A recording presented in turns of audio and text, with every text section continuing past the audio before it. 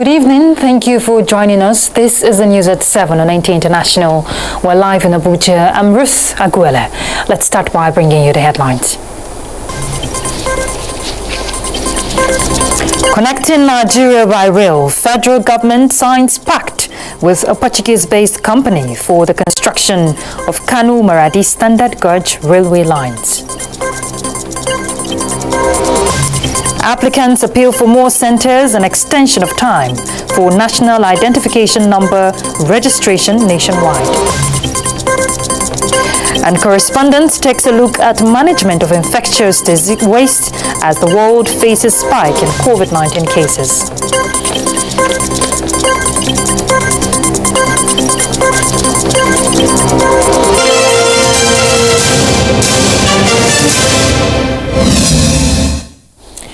The federal government is optimistic that the 2021 budget will perform optimally with strategies put in place.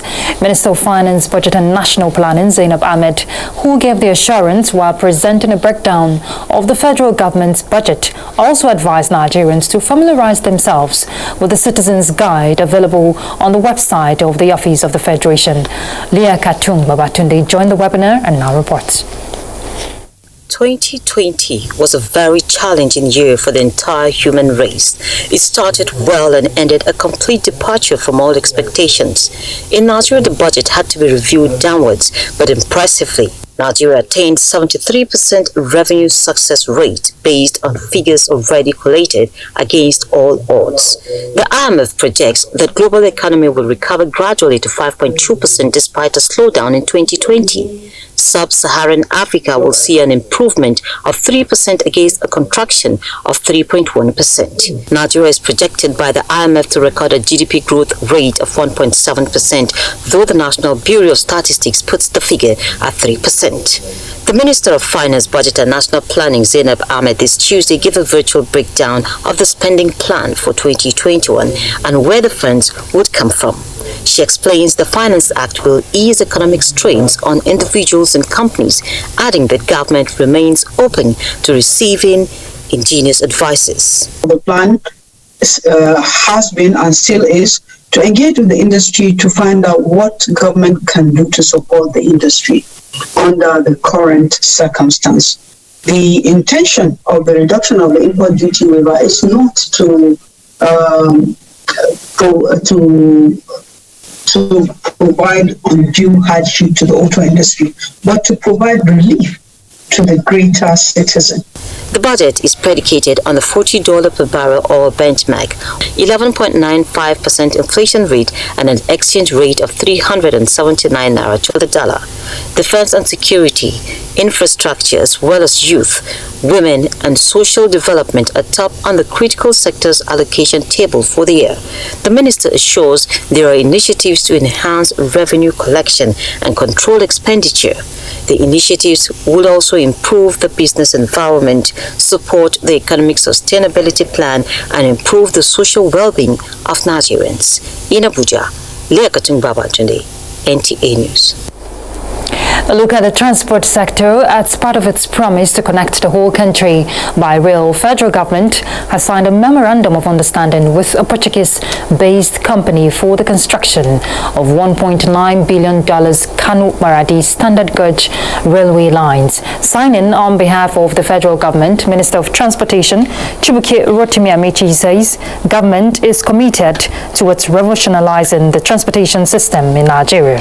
Managing Director of the contracting firm, Antonio Graxa, disclosed that the project, besides developing freight and passengers transport, will be integrated with road transportation, which will make great contribution to the local economy. We intend to move into the site so soon as possible, so soon as we can have access to the site, and to start preparing all the activities we have to do according with our engineering design. Kano-Maradi Rail project is not a standalone project. It is part of the greater Lagos Kano-Maradi project. and it is also part of the Greater West African Community agreements towards expanding trade and transport. Well, it's a decision, a strategic decision of the Nigerian government, and they choose, we didn't send them, they choose a Portuguese company who's very experienced in Africa and very good at that. They just won another contract in a very close country and another bid in another close country. Will run through 3 states of Kano, Jigawa, Katsina and Niger Republic as far as Maradi. Besides providing transportation, the project will provide additional socio-economic benefit to both countries. It is expected to be completed in May 2023. A look at other issues. The Nigerian Navy has inaugurated several projects under the Western Naval Command to promote welfare of its personnel, as well as improve physical and maritime security. Dotun Oguyemi has more to tell us. Among projects inaugurated were Type A and B transit accommodation for ratings at Navy Town, Ojo,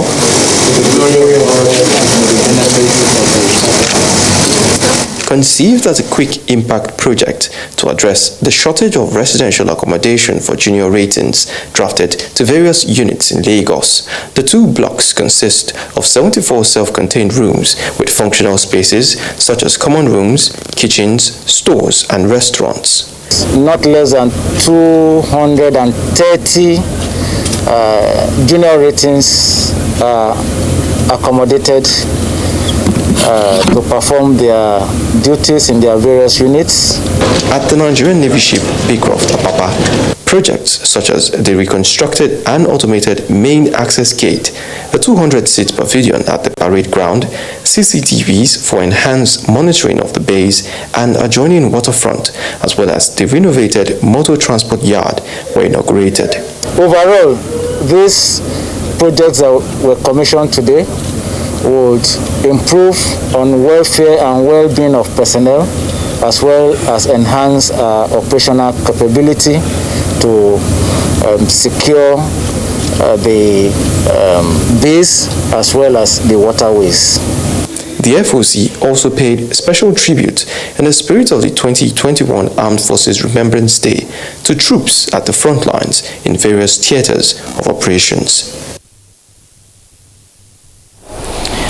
In another development, the Chief of the Naval Staff, Vice Admiral Ete Ekwe Ibas, has inaugurated 4 different accommodation projects to motivate productivity of personnel at the Eastern Naval Command in Calabar. Paul Abel reports that the essence is to boost the morale of officers and men in their fight against maritime insecurity in Nigeria. Housing being one of the basic needs of men is part of the vision of the Chief of Naval Staff to ensure its personnel are given comfortable accommodation across the country while protecting the Nigerian waters against criminals and other external aggression.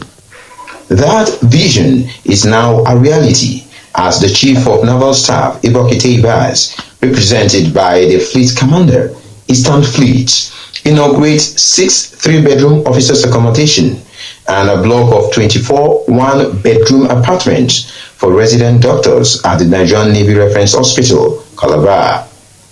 Others are 3-bedroom houses, Chief Boatwin's Mate House, and 40 rooms NNS Victory Ratings Arrival Hall, all in Akom Barracks. The Chief of the Naval Staff, Vice Admiral Ete Ekwe Ibas, Admiralty Medal, has encapsulated in his strategic directives. So it's like bringing to fruition his vision for infrastructural development for the entire Nigerian Navy personnel. This obviously is the one for the Eastern Naval Command area of responsibility. So it's all key towards enhancing the operational efficiency of the Nigerian Navy. Accompanied by the acting flag officer commanding Eastern Naval Command, Commander Naval War College Nigeria, and service commanders toured around the various projects. In Calabar, Paul Abel, NTA News. The Chief of the Army Staff, Lieutenant General Aguele, has addressed candidates of the 80 regular intake of the Nigerian Army at the Falgore Forest in Kano. We hear it's a former den for criminals, but what is the mission of these candidates and the Army Chief's message to the prospective soldiers? Defense correspondent Ismail Musa is set to tell us. 6,000 candidates comprising male and female for the 80 regular intake of the Nigerian Army converged at the Falgore Forest, Kano, for the final screening exercise into the Nigerian Army. With a mixture of savanna and Sahel vegetation, the forest, a former hideout for bandits and kidnappers, provides the needed challenge for testing and screening of these prospective soldiers. We must have the best. While at the Falgore Forest, that has been dominated and developed to a training ground, the Chief of Army Staff, Lieutenant General Aguele, urged the candidates to be disciplined and be prepared to serve in any war front after successful recruitment and training. I assure you, all of you will go to Sambisa at the end of your depot training. Is that clear? Yes, you are not ready to move to Sambisa and other parts of the country. You are not ready to be loyal at any point. Then it's not late. You can just stand up and go. The candidates selected from all states of the Federation and the FCT, full of joy and high morale, cheer up each other as they moved to the long-awaited final mandatory physical test, the 30 and 20-kilometer race for male and female. From Falgore Forest in Kano, Ismail Musa, NTA News. A look at NIN after a 2-day lull in the ongoing registration for National Identification Number. The exercise has recommenced with centers across Lagos State recording a surge in the number of applicants. Adeni Taiwo reports that anxious applicants are calling for the establishment of more centers to address gaps in the registration process ahead of February 9 deadline for phone number NIN synchronization. This is the Alausa office of the National Identity Management Commission, NIMC. It is a busy day for officials of the commission as security agents here and other centers across the state where anxious applicants wait on long queues for their turn in the registration process. He did my online, so I printed a form out. So they asked me to bring it to Alausa here. I spoke to one of the officials and showed them. One of them told me it does not matter. I have to redo it again. And you talk to a few people, they're telling you different stories. The organizers of the program are not communicating with anybody. Apart from having to travel long distances to some of the enrollment centers, some of the applicants also alleged form racketeering by touts who they said were exploiting the situation to make money. You can imagine the population of Lagos, and you have just this one center for the whole of this area. Apart from its 50 office centers spread across the state, the Commission says it has activated its licensed agents to commence enrollment as well as biometric data capturing of Lagos residents. Some of them have started. I know that a lot of telcos, they are also licensed agents. In the next couple of days, you will see more of their presence in Lagos State. Opeso, however, want Nigerians to avoid any form of incomplete NIN registration, especially those purportedly done by harmonizing bank verification number. A NIN has been allocated to the BVN. So if such BVN holders dial *346, they will get a NIN. But the NIN becomes active when they come to our enrollment center to complete the data, the biometrics capturing. Aside the much publicized government directives on phone numbers and NIN synchronization, submission of NIN has now become mandatory for vehicle registration. In Lagos, Adeni Taiwo, NTA News. 31,000 people are to benefit from the federal government's extended special public works program in Akwa Ibom State. Well, the program, which is targeted at the most vulnerable skilled, semi-skilled and unskilled youths, is to fast-track the federal government's drive towards attaining 2017 to 2020 economic recovery and growth plan. Charity James was at the flag-off exercise and now reports. Unemployment is one of the major challenges in Nigeria. For this reason, the federal government has continued to engage Nigerian youths to acquire various skills towards economic empowerment. One of such is the Extended Special Public Works Program, launched in all states of the Federation, a scheme the beneficiaries in Akwa Ibom State appreciate and describe as apt. So much thanks the sincerity of the organizers. I'm so happy to be a beneficiary of this program. So a big thank you to the federal government. Announcing the commencement of the program in Akwa Ibom State, the Minister of Niger Delta Rafes represented called for immediate implementation of the scheme in the state as all tools and equipment required have been provided. This strategy is intended to facilitate the creation of productive and inclusive societies in our nation. The state governor, represented by the Deputy Governor Moses Ekpo, expressed the state readiness to partner President Buhari in providing gainful employment to boost the nation's economy. The spirit of job creation and dignity of labor behind this federal government program is already at work in Akwa Ibom State in the form of the Takada philosophy which has guided us since the inception of this administration. A total of 774,000 youths in Nigeria are to benefit from the Extended Special Public Works Program of the federal government. In Uyo, Charity James, NTA News. All right, let's go on a short break. We'll be back. Stay tuned.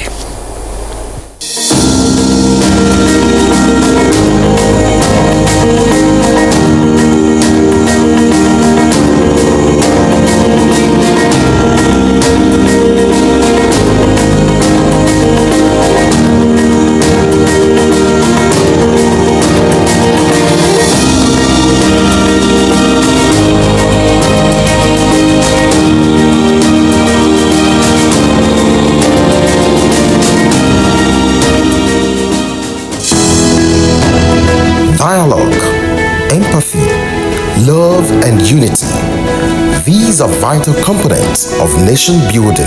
I want to reiterate that the House will do all it can to make sure that everybody that has suffered from police violence, whether you are from the north, from the east, from the west, because everybody in Nigeria suffered from police violence, not just those of us from the southwest. That will be applicable to all, including policemen that lost their lives in this unfortunate incident. Let's build and not destroy. Thanks for staying tuned. Vice President Professor Yemi Osinbajo has welcomed efforts by a team of Nigerian scientists investigating the effectiveness of and roles that the ivermectin drug can play in the treatment of the coronavirus disease. State House correspondent Jide Onifade reports. The team, which is composed of Nigerian scholars at home and abroad, has also submitted their report on the usefulness of the drug to the World Health Organization, which has already appointed a peer review expert from the United Kingdom. While being briefed on the report by a team of scientists led by Professor Femi Babalola, the principal investigator, and Professor Chris Botte, the chief medical director of Lagos University Teaching Hospital, the Vice President expressed excitement that Nigeria and Nigerians are at the cutting edge of scientific research into the COVID-19 treatment. Commending the efforts of the team, Vice President Osinbajo noted that with the report, Nigeria is at an advantage both in knowledge and availability of the drug, especially since ivermectin has been found useful not only in the treatment of COVID-19, but also as a prophylactic medication. He said the federal government would explore further ways to support the research for the benefit of Nigerians and humanity generally, while also advancing the effective funding of scientific research in the country. The team commended the Buhari presidency for encouraging the research and thanked the Vice President for his personal role and support. At the State House, Jide Onifade, NTA News. Well, with a spike in cases of COVID-19 in Nigeria, authorities are stepping up response to contain the spread of the virus and manage infected patients better. Now, this brings about increase in medical waste from isolation and treatment centers across the country. Onenge Fineface takes a look at handling of this infectious waste vis-a-vis guidelines provided to this effect. Medical wastes are generally handled with more care than regular domestic wastes, most especially those used in treating patients with infectious diseases. COVID-19 ranks high, if not tops, on the list of infectious diseases at the moment. Isolation and treatment centers for COVID-19 are now spread across the country. Increased testing for the virus means more laboratories springing up by the day. All of these result in the use of medical materials and kits exposed to the virus and in need of safe disposal. In the hospitals, you don't just dump your waste anyhow. You have places where you take your waste to, because they are hazardous waste. It can harm the environment, it can harm human beings. So the best bet is just for the waste to be disposed properly. National Environmental Standards and Regulations Enforcement Agency, NESRA, has provided guidelines for safe handling of infectious waste generated in health centers. From the normal general waste generated from the hospital, about 85% of the waste is a normal domestic waste. Only 15% is infectious. But if you look at COVID-19, due to the nature of the disease, almost all the waste that is generated from the isolation centers are considered as infectious. The guideline has provision for cleaning of beddings, non-consumables used for patient care, personal protective equipment, and transportation of wastes from hospitals to incineration points. Incinerators doesn't have to be on site. And incineration is not the only system of treatment of this infectious waste. Mind you, for the fact that they are infectious, it has a time limit for the infection. After some time, it will no longer be infectious. There is also steam sterilization. You put it in steam, or you use autoclave to autoclave before you dispose. When you make it inert, it's no longer infectious. You can now dump it. There is also provision for sanctions against defaulting health service providers. In Abuja, Onengiye Fineface, NTA News. On the foreign scene, we hear Moderna launches 3 new vaccine programs beyond coronavirus, and Donald Trump issues emergency declaration in Washington, D.C. ahead of January 20 inauguration. Justin Bemunyi is standing by to bring us details. Moderna has become known for its coronavirus vaccine that's recently been authorized by multiple regulatory agencies. But the biotech's underlying messenger RNA technology can be used to produce other vaccines as well. In fact, the company has 24 development programs, including 3 new programs grappling with seasonal flu, HIV, and the Nipah virus. The company's 3 flu vaccine candidates are testing multiple combinations of mRNAs that will hopefully protect against the 4 seasonal viruses named by the World Health Organization. The first clinical trials for the program are expected to start next year. Meanwhile, the biotechnology company Moderna believes its vaccine should protect people against COVID-19 for at least 1 year. In a related development, millions of doses of the Oxford AstraZeneca COVID-19 vaccine left the Serum Institute of India's warehouses early Tuesday as the country of 1.3 billion people prepares to roll out the shot.